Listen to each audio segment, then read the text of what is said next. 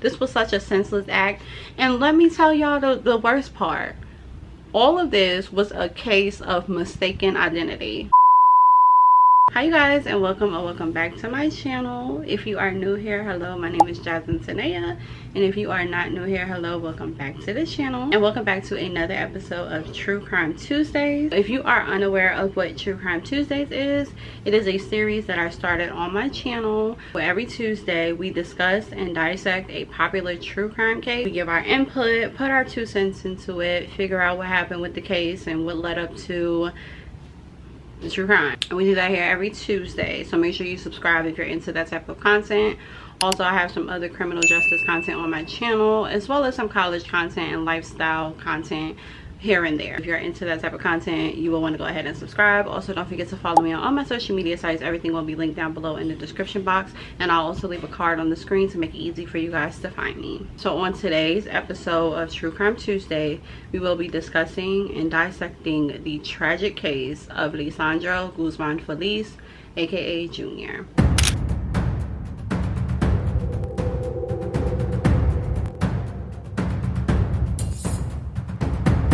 So before we even get into this video, I just want to say, if I butcher any of these names, I am so sorry. I am not good with pronouncing like Hispanic type names, and I hope no one takes offense to it. I'm going to try my hardest to pronounce the names correctly. Please correct me in the comments. Feel free to do that. I'm okay with that. So yeah, let's get into it. So Lesandro Guzman-Feliz, aka Junior, will be referring to him as Junior in this video because that is what his family and loved ones called him. So we'll be referring to him as Junior. So Junior was born on November the 11th of 2002, and he died on June 20th of 2018, which made him 15 years old at the time of his death. He was born to parents Lesandro Guzman and Leandra Feliz. He had an older sister named Genesis and an older brother named Manuel. He attended the Dr. Richard Izquierdo Health and Science Charter School in the Bronx, New York. And at the time of his death, he was just a sophomore in high school. And I also just wanted to note that he was of Dominican descent, just in case anybody was wondering. So in his earlier life, it was said by his mom in an interview that she did after his death that Junior always wanted to be a police officer from the time that she can remember. She said that he would always like to play with little police car toys, and every time she would ask him, like, what do you want to be when you grow up, he always said a police officer. She said that she thought that in the future that he would change his mind, but he never did. He always said that he wanted to be a police officer. Leading up to his death, he was actually in an NYPD Explorers program. So the NYPD Explorers program is actually a program for youth in the NYC area that are aspiring to have a career in law enforcement when they get older. And since Junior wanted to be a police officer, it only makes sense. His mom also said that at the time leading up to his death, that he would like ask questions to police officers on like how to become a police officer, and he would ask around like school and things like that. So he really wanted to be a police officer once he graduated high school. But other than that, it was just reported that Junior was a normal, sweet kid. He wasn't involved in like any gangs.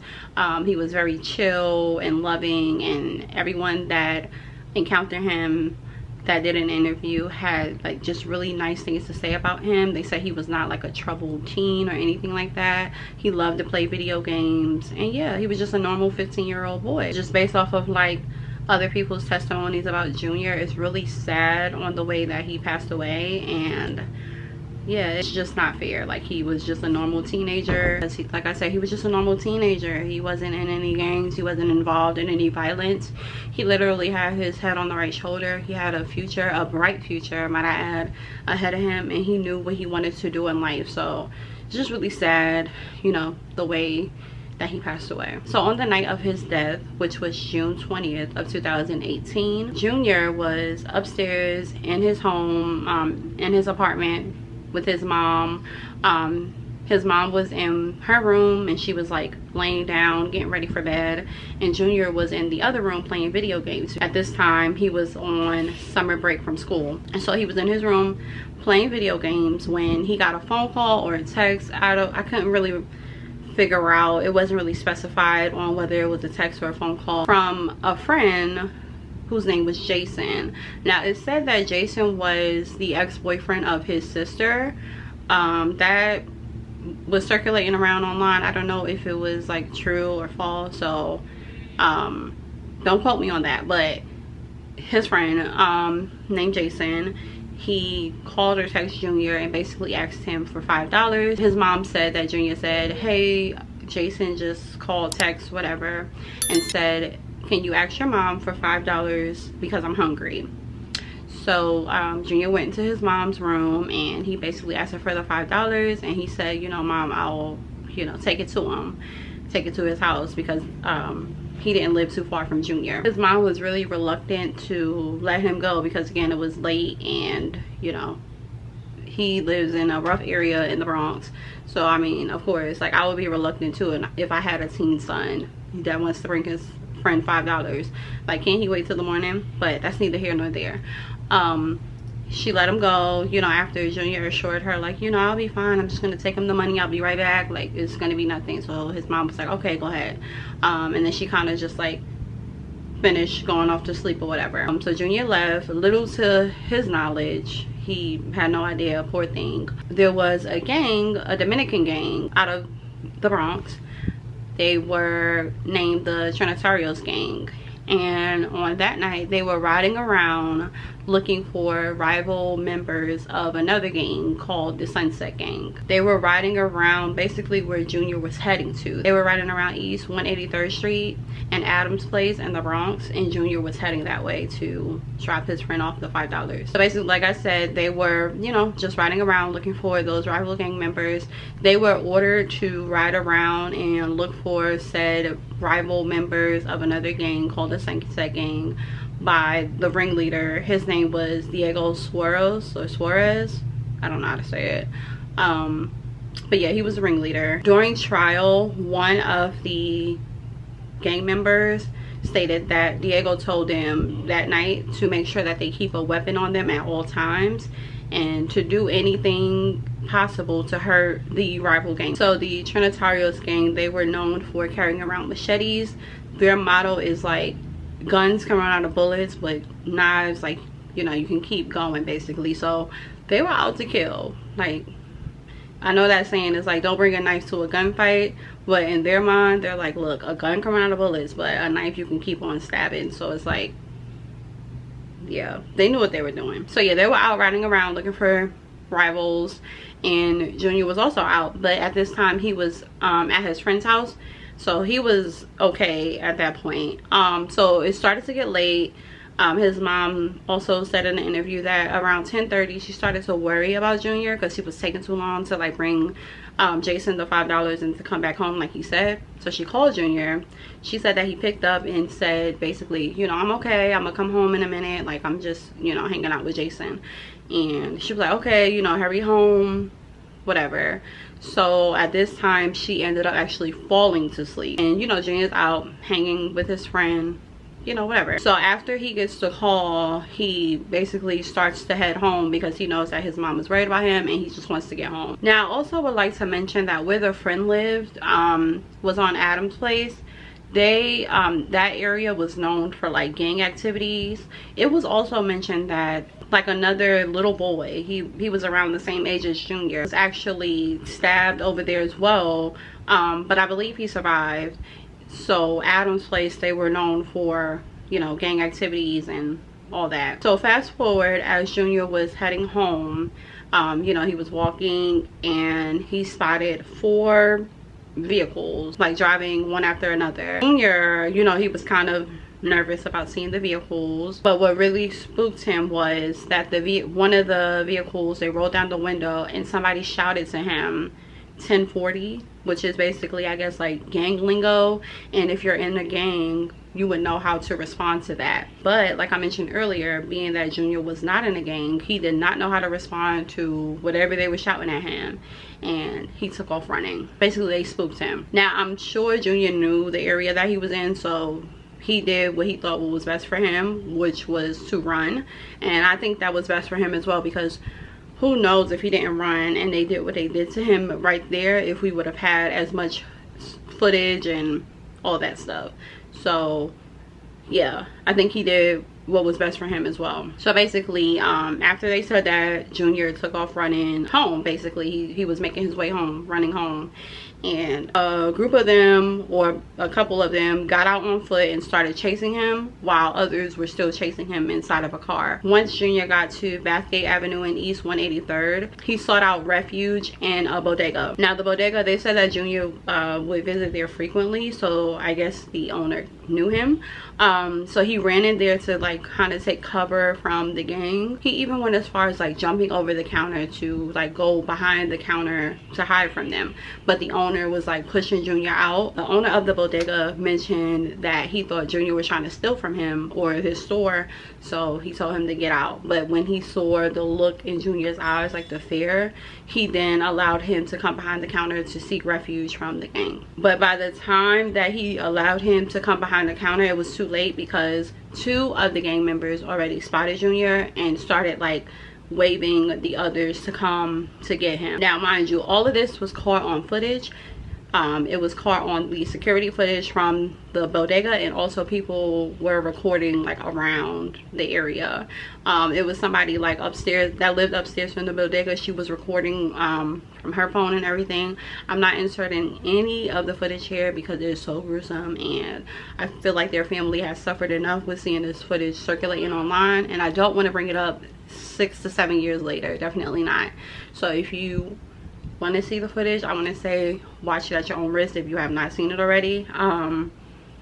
Yeah, just watch it at your own risk. It's very gruesome, and yeah. But yeah, anyways, like I mentioned, he was spotted by the gang members, and they basically kind of directed them to go into the bodega to let them know like, hey, he's in here, basically. One of the gang members that actually spotted Junior in the bodega first, he went on to testify against the whole gang. We'll get into that a little bit later when it comes up to the trial. So once they spotted them, a few of them went into the store and demanded that the owner hand Junior over to them. The owner at first was not going to do that, but then they started getting like loud and stuff, and he was like, y'all need to take it outside. He stated that he thought that they were just going to fight. He didn't know that they were going to kill Junior. But that's where I find it hard to believe him, because the members of the Trinitarios gang, they actually were like flashing knives. So I find it hard to believe with that. After you know, they demanded Junior be handed over, and the owner basically was like, look, you're gonna have to go. He basically told Junior to go, and he opened up like a little gate. If you're from New York, you know what gate I'm talking about. It's like a little gate that you can get, like, not all bodegas have this, but it's a gate like on the side to kind of block off people from getting behind the counter, that you can open it and let, you know, go in and out, whatever. Some of them have it, some of them don't. But yeah, he basically opened up the little gate and let the wolves have him. They dragged Junior out.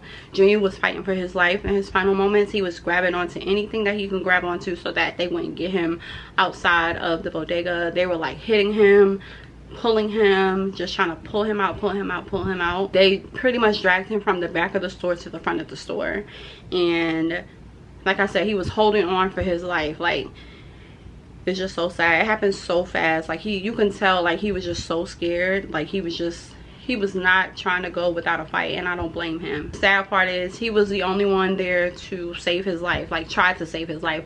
Nobody intervened. The bodega owner, he could have closed the door, locked it before they got in there. He could have told them, no, I'm gonna call the police, y'all better leave now. Like, nobody tried to help him. No bystanders. It was just absolutely insane. Even when they got Junior outside of the bodega, there was 2 bystanders that looked like they were like in scrubs or something, that just walked right by all the commotion. Like, they didn't even stop to look or anything.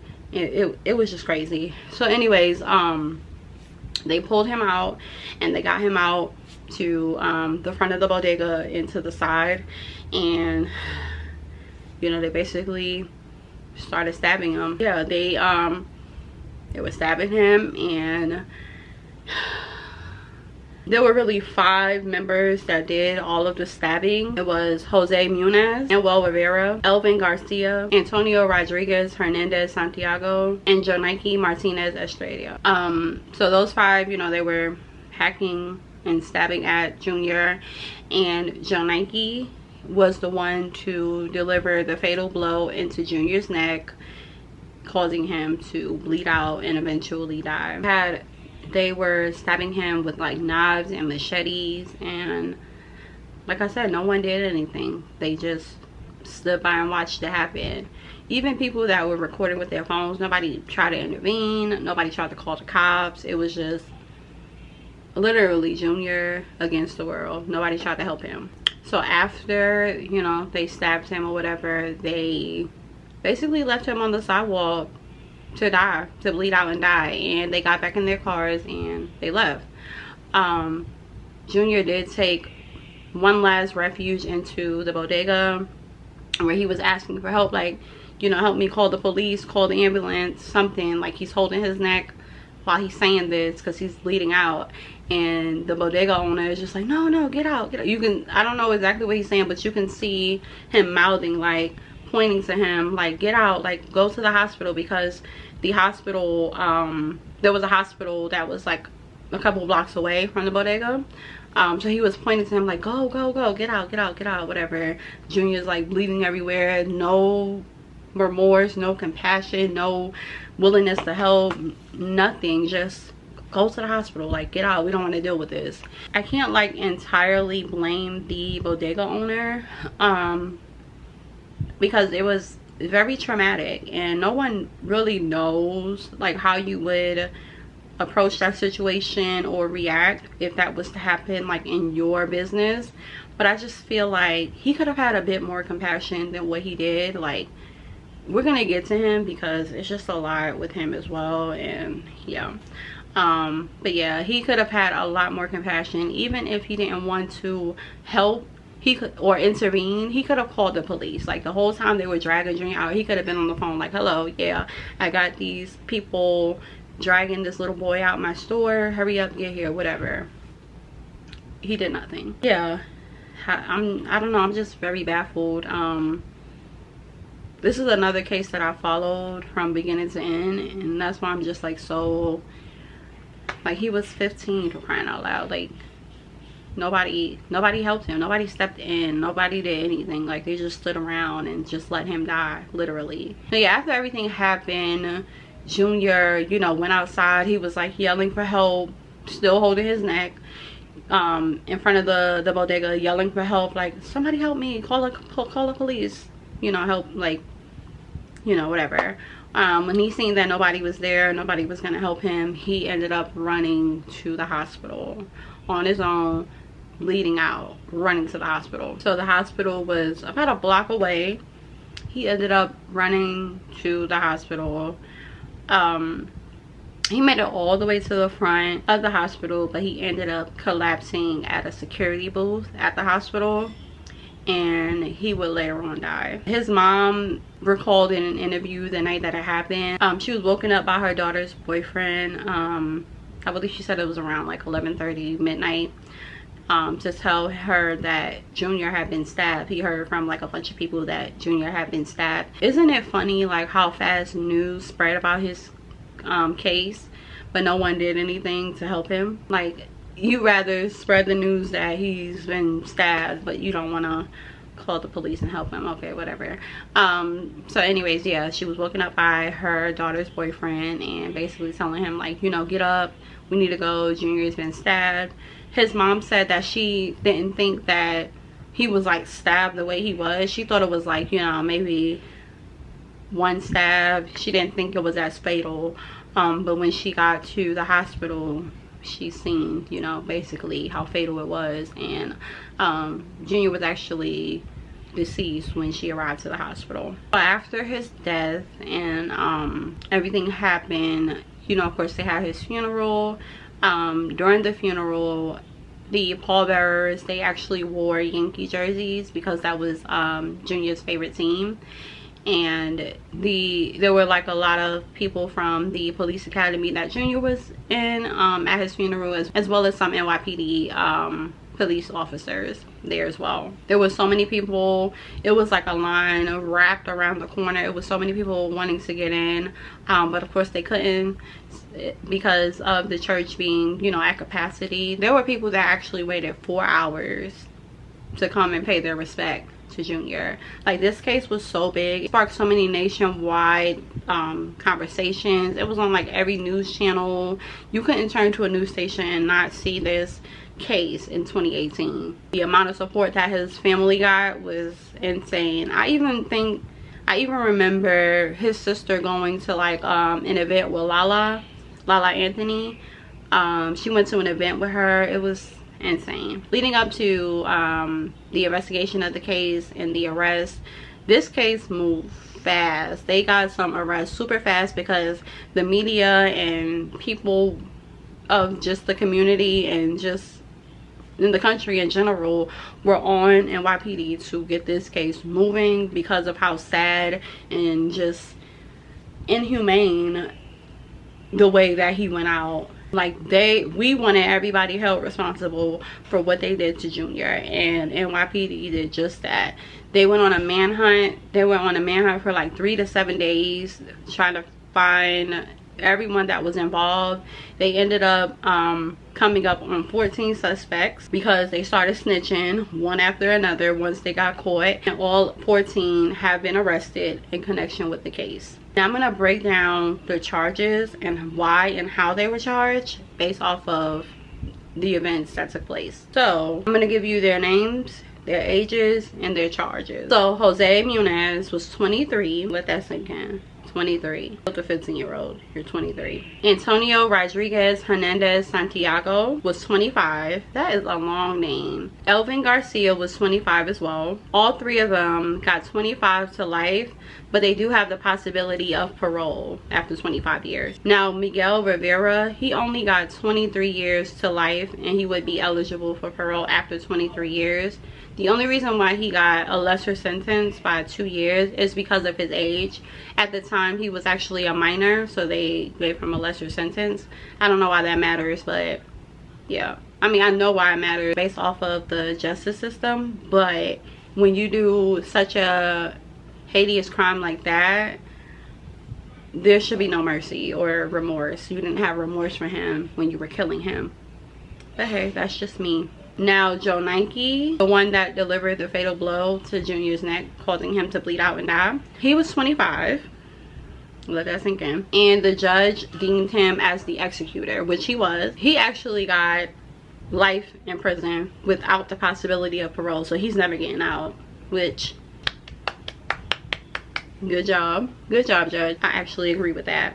Now the judge that was presiding over the case was Judge Neary, and he don't play no game. It took those 5 1 year after the death of Junior to be sentenced, but they were sentenced, and his mom received justice for that portion. Now the judge that was presiding over the case, Judge Neary, he even stated while he was sentencing them that their actions were senseless and savage. And yeah, I agree, senseless and savage. And he also called them a coward. Well, he said the actions were cowardly, but hey, same thing. It was also said that Joe Nike, he showed no remorse in court, and also Jose Munez, he didn't show any remorse either. They were in the courtroom throwing up gang signs, and one of them even shouted like Trinitarios for life or Trinitarios till I die or something like that. And I'm just like, you are dumb. You're dumb. You're going to jail for life. It was a phone call released too from one of them, Jose Munez. He got a lot of mouth. This is the mouthy one. He was saying how like he was gonna be home soon and don't forget about him and a bunch of stuff, but he was saying it in Spanish. Somebody was like translating it on Instagram when this first had happened. I don't know if I can find the video, but if I can find it, I'm gonna leave a link to it. And yeah, he was saying that like, oh, don't worry, I'll be home soon. They don't have no evidence, like a bunch of stuff. This was before he was sentenced. You're an idiot. We got all the evidence. One of the gang members, I believe it was the one with the long name, his mother, she had like an outburst in court after he was sentenced, saying that his sentencing isn't fair because he wasn't the one that killed him. Baby, listen to me. Come close. And I'm not gonna hold your hand while I say this. I'm gonna give it to you raw. Your son is a murderer, and he deserves the sentence that he got, regardless if he killed him or not. He could have killed him. How dare you defend a killer, even if it is your son? Just because he's your son does not make him any more special than the others that's getting sentenced. He needs to be sentenced right along with them, and as he was. Now, Kevin Alvarez, he was one of the Trinitarios gang members that had spotted Junior in the bodega. He was the one that like kind of directed everyone to go to Junior, like, you know, hey y'all, I found him, he over here. Like he was the one. He was one of them, right? He was the one that spotted him. He was the first one in the bodega. He ended up testifying against them for a lighter sentence. He was the one that gave them all the information as far as like why they were out that night, what they were looking for, and you know what they were going to do if they seen other Sunset members. He also gave up the name of the ringleader, Diego Suarez. Remember we spoke about him earlier in this video? Yeah, he gave up his name, his location, and where to find him at. He also told on somebody, one of them, I can't remember which one, but one of them had fled to the DR where he was from. He even told them that he fled to the DR. So it's like, if you, not saying that it's not a good thing that he testified, but if you are not built or set up for the gang life, then you don't need to be in the gang, because I can only imagine, I'm sure he's in like witness protection or something. He's probably under a different name, a whole new identity, like I'm sure. But you don't know what comes with you running your mouth in court against people that you were out doing crimes with. Again, if you're not fit for the gang life, don't, matter of fact, don't even join it. Like, gangs don't lead up nowhere, but in jail we're dead. So just don't join the gang. That's just the moral of the story. But anyways, yeah, he ended up testifying on them later for a lighter sentence. He said that Diego held a meeting at like his home or something, telling them what to do to the Sunset gang members and to make sure that you have a weapon on you at all time and to hurt them by any means necessary. Kevin Alvarez, he got a lighter sentence for testifying. Still feel like he should have did some time in jail, because if it wasn't for him pointing Junior out, none of this probably wouldn't happen. Now on September 16th of 2022, about 4 years after Junior's death, the ringleader Diego Suarez was sentenced to 25 years in prison. Now what took him so long to be sentenced was because his lawyer thought that it would be best, well, all of them I guess, came to a common ground that it would be best to split the trial up into, I guess, different parts for, I guess, each of their involvement in Junior's death, so that they wouldn't all be sentenced to, I guess, one amount. And they didn't feel like it would be a fair trial if it went that way. They wanted the trial and the jury to focus on their involvement versus everyone getting sentenced to life because he died, when some of them, quote unquote, didn't kill him. Even the first 5 that went on trial that got like the more heftier sentence, the 5 that did the stabbing, they were all trying to like point the blame to Joe Nike, because he was the one that actually delivered the fatal blow to Junior's neck. They were trying to say that he should be the one to be sentenced because he was the one that killed him. Even Jose Munoz, the loudmouth one, his lawyer said that he didn't even stab Junior. He made it seem like he was stabbing him so that later on, whenever I guess they got back to where they were going, that they wouldn't, like, I guess, punish him for not cooperating. He said that the way that he was doing like the stabbing motions, it was away from Junior's body. He wasn't actually connecting the knife to his body. Bull. It was ridiculous. Like, the claims that they were making on trial was ridiculous. That trial is so long. I will link it down below. You can watch it you know, in your free time, get information that you need. But yes, it was a lot. For me, I'm just glad that his mom, well, his family, got the justice that they so deserve, because this was such a senseless act. And let me tell y'all the worst part. All of this was a case of mistaken identity.